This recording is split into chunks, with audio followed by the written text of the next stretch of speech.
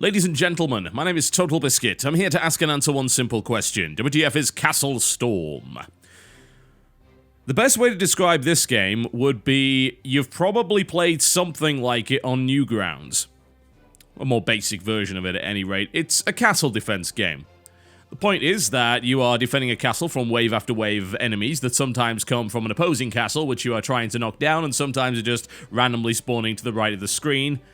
And you do so by spawning troops, shooting with your ballista, which can be loaded with a wide variety of ammunition, and also by spawning yourself as a hero at some area in the map and then cutting people to pieces with brawler-style combat. It's a little bit of a weird combo, and it is trying to do a lot of things. The question is, does it do them well? We will find out. I'll look at the options menu first and have a look, see what we got. Not a huge amount. In fact, very, very little, which is really strange. And this is a 3D game as well, so the fact that there aren't at least some detail options here outside of AA is not acceptable, by the way. It's just so silly, because at the end of the day, you can't really be 100% sure just how well it's going to run on everyone's PC. If you have a low-end PC, you want the option to be able to knock that detail level down, and the game doesn't have that. Could be to do with the fact that it's a port from 360, came out a couple of weeks ago on 360, and only just came out very recently on PC. Separate audio slider is always nice to have. I'll see if you can rebind the controls. As you can see, you can.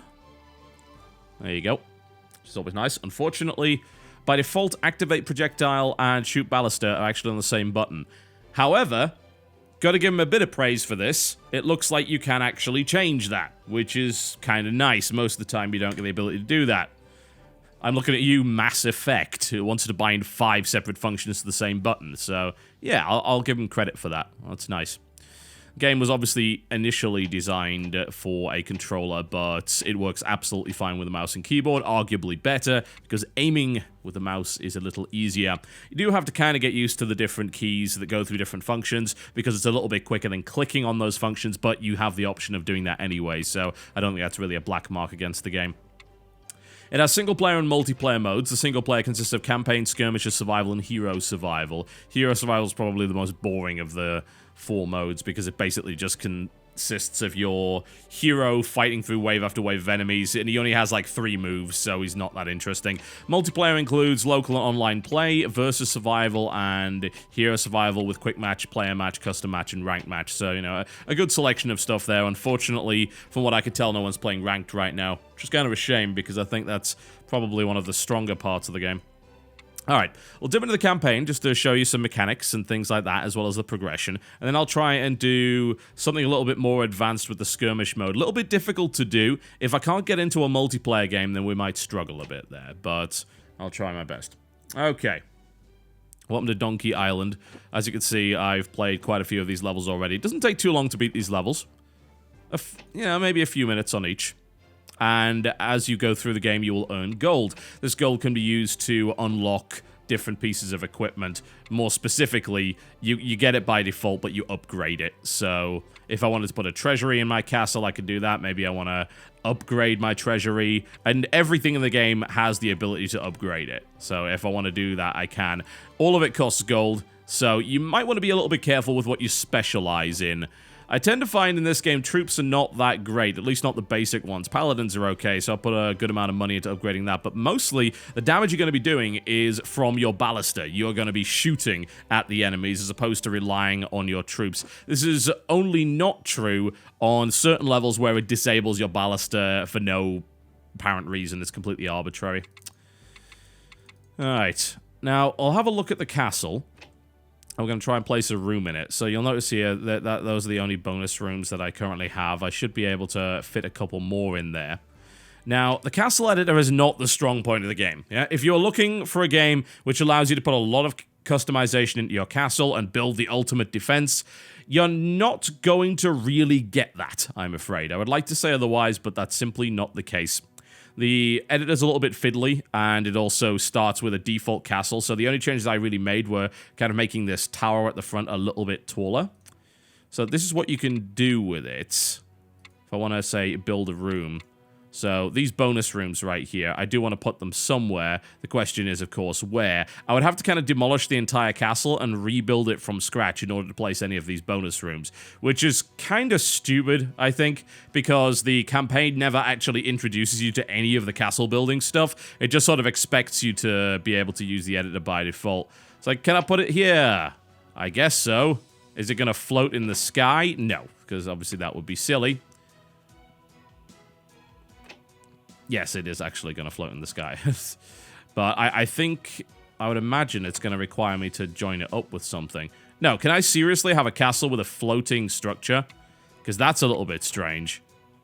I'm going to save this castle and see if that actually works, because that's really, really weird. Let's at least put a building in that makes sense, considering I already have one of those. There we go. Let's get rid of that. No, get rid of it. Go away. Change it to the pantry. Sounds good. We definitely don't have a pantry anywhere. So we'll have that. There we go.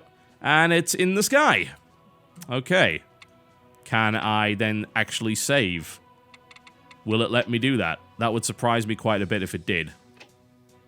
Okay, there we go. Overwrite. Yep. Saving content.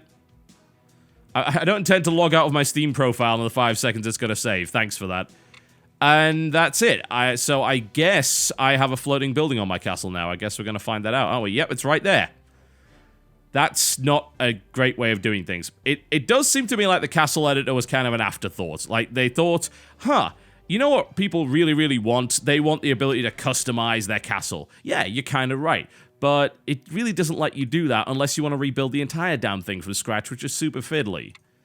It's obviously designed with a controller in mind as well, but it works reasonably well with the keyboard, so I can't really complain too much. But if I want to move this around, I've kind of got to drag it instead of just clicking on the screen, which is, you know, slightly irritating. Unfortunately, I'm going to have to put paladin quarters somewhere. I guess I can just put them in the sky, so I can then use my paladins. All right, okay. Every now and again, you get these rather amusing cutscenes. As you can see, it's a nice kind of colourful graphic design. This is by a company called Zen Studios, who are actually responsible for the Zen pinball game, which was pretty damn good, I have to say.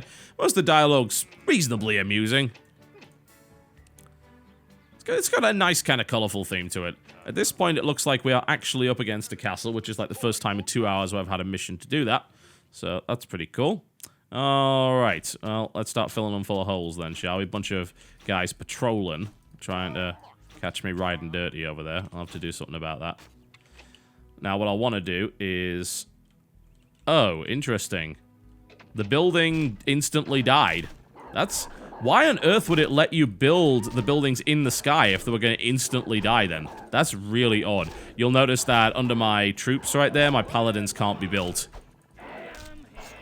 And it also indicates that the paladins were killed. So that's pretty stupid. Why would they even let you place it there then? Should just say that it's invalid. It's really, really odd. Alright, well, never mind then. So, as you can see, I'm going to spawn some troops here to help me get to this flag. And then I'm going to use a bunch of abilities to do my very best to actually get there and kill all of the enemies in the process. And this is basically what the game is. Defend your castle, which will take damage from projectiles and enemies that reach your gates. Make sure you don't have your rooms destroyed, because if you do, then you'll lose the benefit that they give you, as you probably noticed. You can also do things like shoot projectiles out of the sky, which is pretty neat, and you will get a rather nice little kill streak. If you do a lot of damage, you'll be able to do stuff like this, which is fairly amusing. There we go.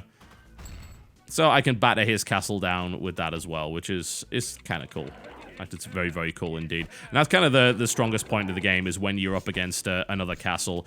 But more often than not in the campaign mode, you're not. Which means that it's sort of a kind of elongated tutorial with some weird arbitrary objectives that randomly restrict you in certain respects. Which I don't think is the best way of designing a campaign like that. So the skirmish mode and the multiplayer mode do seem to be the strong points of this. So pop a blessing down just to give a little bit of health regen. Doing a fairly reasonable job of killing stuff by the looks of it. Now, I did mention the idea of spawning a hero. Now, you can do that, but since I just slapped the level about in 2 minutes, I guess that's not going to matter that much. Never mind. So I've unlocked a bunch of new stuff and buildings and things like that. And I have to... I'm actually going to have to redesign my damn castle, aren't I? You know, you'd think that would be the fun bit, but actually it kind of isn't. It's a pain in the arse for the most part. So I guess we will try and redesign the castle. You have barely any space to do it in as well, which is kind of annoying. Let's see if we can delete this and fit it in there, maybe. There we go. Okay, that's nice and easy. It's a little bit better. I guess I just want to design something really complex, and it almost seems like the game just doesn't want to let me do that. That's probably important to the structure of the castle. The actual castle destruction is pretty well done, for the most part. Essentially, the castle is built out of wood and stone, and as you might imagine, the wood is not as strong as the stone and is much, much easier to kill. There we go. It's a bit wonky, but it'll work. I'm just going to take those parapets off entirely. Let's place another building there. It's, at this point, it's really a case of whatever works. I guess I could spend hours tweaking this, but I don't really feel the desire to. There we go. At least I got a few buildings. I should place the building for the priests as well, shouldn't I? Otherwise, I'm not going to get very far. Barracks. There we go. Where's this going to go? I mean, I guess it could just go on top of there. But got to remove that first. Yeah, it's, again, an unnecessary mechanic, I think. I'd love to be talking about other things, but unfortunately this is the only thing which the game is having me do. Oh, it looks like I can upgrade to a massive gate as well. Why would I not upgrade to that, considering it costs me nothing? I don't really see a reason not to. Oh, come on, just place it. Where's that bloody thing? Alright, place. There we go. Good. Thank you. And then we can maybe put a... Why does that not work? That's really confusing to me. Why can I not put that there, and yet this can easily teeter over the edge for no apparent reason? I couldn't explain that to you, I'm afraid. I could not. Whatever, this'll work. The combination of the different elements of gameplay is what makes this game interesting. I think if it was any one element focused upon, then the game would get very boring, which is actually why the levels where it does that do get very, very boring. So it's just, shoot this stuff with the ballista, or spawn a bunch of troops and watch them fight, or get your hero out and do the 3 basic moves that you can do. Which, you know, it's nice that all of those features are there, but if you isolate any one of them from the rest, then you end up in a really stupid position that isn't actually fun to play. Thankfully, the game doesn't do that most of the time. Alright. Yeah, I think I might even get rid of that and actually equip the Tri-Stone, upgrade it a little bit. Nothing wrong with throwing a bunch of rocks at your enemy. That should work just fine, and then we can actually finally go into the next level. It's funny, because you spend about 10 minutes preparing for the level, building a castle with the new stuff, so you can use all the new upgrades and new troops and things like that, and then the level takes about 2 minutes to beat, which is kind of silly, isn't it? Oh, man. Yes, it's a little strange, I have to say. Alright. Escort the donkey riders home, also known as shoot these dudes so they don't kill them. Alright, I guess I'm going to spawn a hero to show you how they actually work, but first, I would really like a kill streak, because it's usually quite fun. Many rocks! There we go. Oh, I screwed that up completely, never mind. Okay, I'm going to spawn a hero. There we go. So, you have direct control over the hero here, and you'll be able to do a couple of different combat moves, including a jump attack, a charged attack, as well as a few ranged moves here and there. And your hero also levels up just like everything else in this game, depending on whether or not you actually decide to invest money in it. Personally, I don't really want to invest gold in the hero, because I don't use him all that much, but I guess it's kind of specific to your play style. I can imagine people having a super strong hero that just butchers everything. It's pretty strong as it is, but he's also fairly fragile at basic levels, so... I think that element is quite nice, actually. It does allow for a nice amount of customization, and it does allow you to kind of adapt the game to your playstyle, which is not something that a huge amount of games actually let you do, I have to say. We shall send the eagle in. There we go. Nice. I think it's got a nice style to it, and I think it's got a nice mix of gameplay elements, and when you take all the gameplay elements together, the game's fun. You could safely say, yeah, this is pretty enjoyable. I could dig this. But I think the game's strength is definitely in multiplayer. Against the AI, especially when the AI doesn't shoot at you in most of these campaign modes, it's not as fun. In multiplayer, you're constantly lobbing projectiles at each other, you're using different spells to deflect other people's spells, using different troop types in order to try and confuse the enemy, you're managing cooldowns, you're targeting specific buildings. You know, this is all good stuff, as far as I'm concerned. And eventually taking the castle down is a hell of a lot of fun, I've got to say. There's no real doubt about that. Watching the whole thing collapse in on itself is hilarious. So, overall, when played in multiplayer and when kind of played in skirmish mode, I think the game is really strong. The campaign's decent fun, but it just seems like it's trying too hard to differentiate each level from each other, and as a direct result has so many arbitrary objectives that it kind of distracts from what makes the game good in the first place, which is the combination of all of those disparate elements brought together into an interesting and colorful castle defense game. It is a shame, I think, that the actual game itself does not have a more fun castle editor, and that it seems like it was almost an afterthought. I think that they could have done a much better job on that one, I really, really do, and it's a shame that they didn't. Unfortunately, as well, the multiplayer is something that you're not really going to be able to play unless you already have friends that own the game, because there aren't that many people playing right now, which is an annoying catch-22 when it comes to games like this. You don't want to buy it because nobody's playing the multiplayer, and then nobody's playing the multiplayer because nobody buys it, and so on and so forth. A little bit irritating, isn't it? But I think that overall, it's a pretty fun game. It's just got quite a few problems with it, and it's almost like they tried to do too much. They thought, oh, what do we need in a castle game? Oh, we need this and this and this. We want to put this element in. We want to put these mechanics. Oh, we need a castle editor. And then they kind of just tossed the castle editor out there and hope for the best. As regards to the castle editing, when I played online with Chris during the...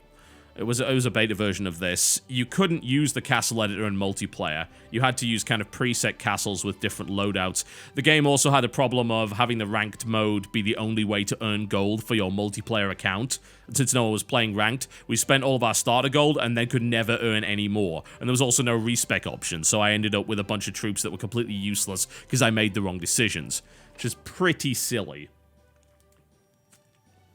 However, I think for what it is, it's pretty fun. It's a little bit more advanced than those Flash games that do the kind of similar style to it. It's certainly a hell of a lot more high fidelity, and it's got a bunch of really interesting ideas. It's just a shame that they didn't come together better. I think that, given more time, a proper castle building mode could have been put in, and the campaign mode could have been expanded just to be a little bit more interesting than a bunch of arbitrary restrictions with the occasional good objective. I would have also liked to see the skirmish mode a little bit less locked. As it stands, the skirmish mode, like, you can't play any other map until you unlock it in the campaign. You can't use half the troops until you unlock them in the campaign. I can't even play as the Norse, who are the other race in this game, even though they're very, very similar. They just kind of have different skins. I can't do that for some reason, because that's locked. Why lock all that stuff away? No idea. Not a sodding clue, but it's really irritating. Sometimes we don't want to play through your campaign mode, I'm afraid.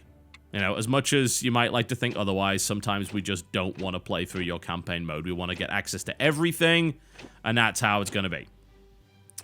Like, as you can see, half of the stuff that I could have got otherwise, I just can't get. I'm going to double check and see if it will let me build some of the more advanced stuff, because this is the most advanced castle I have, which has only stuff that I've currently unlocked in the campaign.